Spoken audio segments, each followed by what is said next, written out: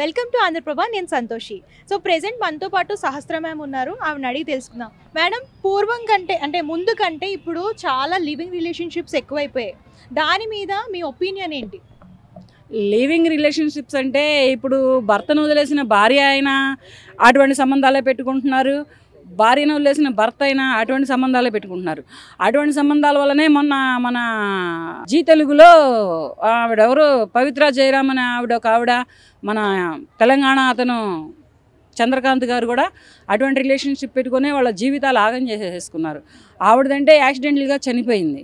కానీ ఇతను ప్రేమించి పెళ్లి చేసుకున్న అమ్మాయిని శిల్పని, వాళ్ళిద్దరికి పుట్టిన 2 బంగారం లాంటి పిల్లల్ని అన్యాయం చేసి ఇతను కూడా అలా వెళ్ళిపోవడం చాలా బాధాకరమైన విషయం. ఆ అమ్మాయి గురించి అతను 11 ఏళ్ళు నిలబడి పెళ్లి చేసుకొని ఇలా చేశాడంటే ఇటువంటి రిలేషన్షిప్లు పెట్టుకుంటూ ఎంతమంది యువత ఆగమైపోతున్నారు, ఎంతమంది మ్యారీడ్ అన్మ్యారీడ్ కపుల్స్ ఆగమైపోతున్నారు. వాళ్ళకు పుట్టిన పిల్లల్ని ఇలా రోడ్ల మీద వదిలేస్తున్నారు. వాళ్ళని కనిపెంచిన తల్లిదండ్రులకి నిరాశని కన్నీళ్ళని లైఫ్ లాంగ్ మిగులుస్తున్నారు అనేది కొంచెం ఆలోచించుకొని చేసుకోండమ్మా. మీరు ఇప్పుడు ఇవాళ రేపు ఎవరు ప్రొఫెషనల్ వాళ్ళకి గొప్పే కాదని నేను చెప్పను. ఎవరు చదువులు వాళ్ళు చదువుకొని ఎవరు ప్రొఫెషనల్ వాళ్ళు గొప్పగా ఉన్నంతలోనే చాలా చక్కగా బ్రతుకుతున్నారు. అలా బ్రతుకుల్ని కంటిన్యూ చేయండి. ఎందుకంటే మిమ్మల్ని కన్నవాళ్ళని మీరు కన్నవాళ్ళని దృష్టిలో పెట్టుకొని కొంచెం లైఫ్ని లీడ్ చేసుకుంటే బాగుంటుంది. ఏంటి ఈ వ్యవస్థ ఏంటి ఇలా పాడైపోతుంది? ఈ ఇయర్ బుక్ అయినంత ఇదిగా ఓయూ రూమ్లు ఏ ఇయర్ బుక్ అవ్వలేదు. రేపు 31st నైట్ వస్తుందంటే ఓయూ రూమ్లే కానీ ఎక్కడైనా హోటల్స్ రూమ్లే కానీ ఏ రేంజ్లో బుక్ అయినాయి అంటే ఆ రేంజ్లో బుక్ అయినాయి. వీళ్ళు ఈ 31st నైట్కి ఏం చేద్దామని ఇలా బుక్ చేసుకుంటున్నారు. అమ్మాయిలు అబ్బాయిలు ఓయూ రూమ్ అంటే మాటలా కాదు. ఓయూ రూమ్ అంటేనే ఒక బూతు పదం, ఒక వ్యభిచార కోపంలా మారిపోయింది. అది ఎందుకు అలా, మరి దానికి అంతటి పేరు ఎందుకు వచ్చిందో ఏమో నాకు కూడా అర్థం కావట్లేదు. ఇటువంటి అక్రమ సంబంధాలు, ఇటువంటి ఇల్లీగల్ కాంటాక్ట్స్ పెట్టుకుంటూ వీళ్ళు భవిష్యత్తుల్ని ఆగం చేసుకుంటున్నారు. దానికి ఒక వయసు లేదు, ఒక వరస లేదు, ఒక తారతమ్యం లేదు, ఏమీ లేవు. ఎవరికి నచ్చినట్లు వాడు వెళ్ళిపోతున్నాడు. మరి ఇలా చేసుకొని ఒక అమ్మాయి రేపటి రోజున పెళ్లి చేసుకుంటే ఆ అబ్బాయికి ఒక రేంజ్లో అన్యాయం చేసినట్టే కదా. ఒక అబ్బాయి ఇలా వేరే వాళ్ళతోటి ఇల్లీగల్ కాంటాక్ట్స్ పెట్టుకొని ఇలా ఎంజాయ్ చేసి వేరే అమ్మాయిని పెళ్లి చేసుకుంటే ఆ అమ్మాయిని కూడా అన్యాయం చేసినట్లే కదా. ఇప్పుడు ఈ అబ్బాయితో తిరిగిన అమ్మాయి వదిలిద్దా రేపు పెళ్లి చేసుకుంటే? పోనీ ఆ అమ్మాయితో తిరిగిన అబ్బాయి వదులుతాడా పెళ్లి చేసుకుంటే?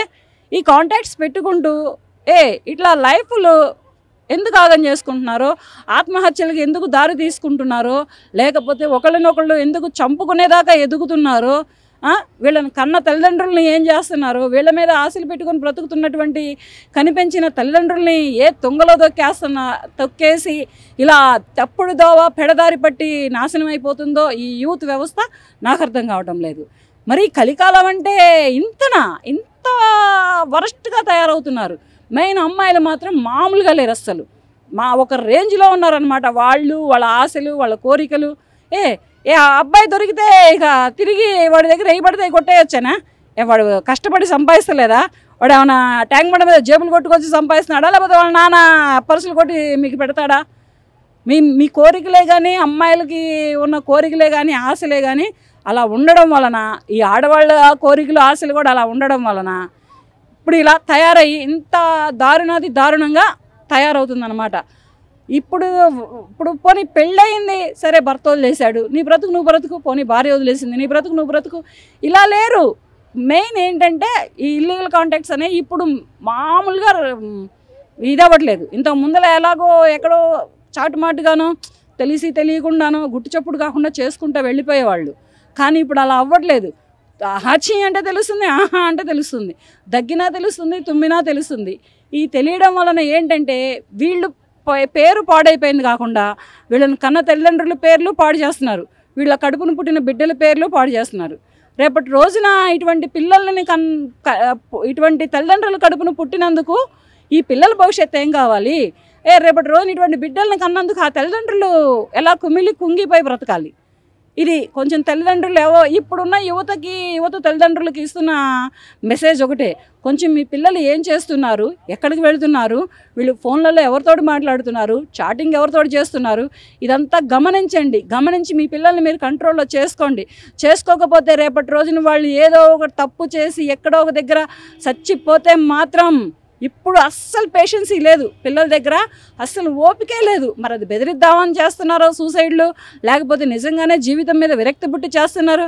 ఏమైపోయిందని 20-30 ఏళ్ళకి ఇటువంటి నిర్ణయాలు తీసుకొని ఇంత కని పెంచి మా పిల్లలు ఆళ్ళు కావాలి, మా పిల్లలు అంత చదువుకోవాలి, ఇంత చదువుకోవాలి, స్కూల్ దగ్గర నుంచి కాలేజీ దగ్గర నుంచి జాబు వరకు కూడా తల్లిదండ్రులు ఎంతో ఆలోచించి ఆచితూచి తిరిగి వీళ్ళని ఇంత కష్టపడి చదివించి ప్రయోజకులను చేస్తున్నారు కదా. మరి వీళ్ళు ఇటువంటి కడుపు శోకాన్ని ఎందుకు ఇస్తున్నారో ఏంటో నాకైతే అర్థం కావటం లేదు. సరే బ్రేకప్ అయిందా, వాడు వదిలేశాడా, బ్రతుకు, చచ్చిపోవడం ఎందుకు? లేకపోతే అలా వదిలేసే, వాడే వస్తే వస్తాడు లేకపోతే పోతాడు. ఆ అమ్మాయి వదిలేసిందా, వదిలేయి, బ్రతుకు.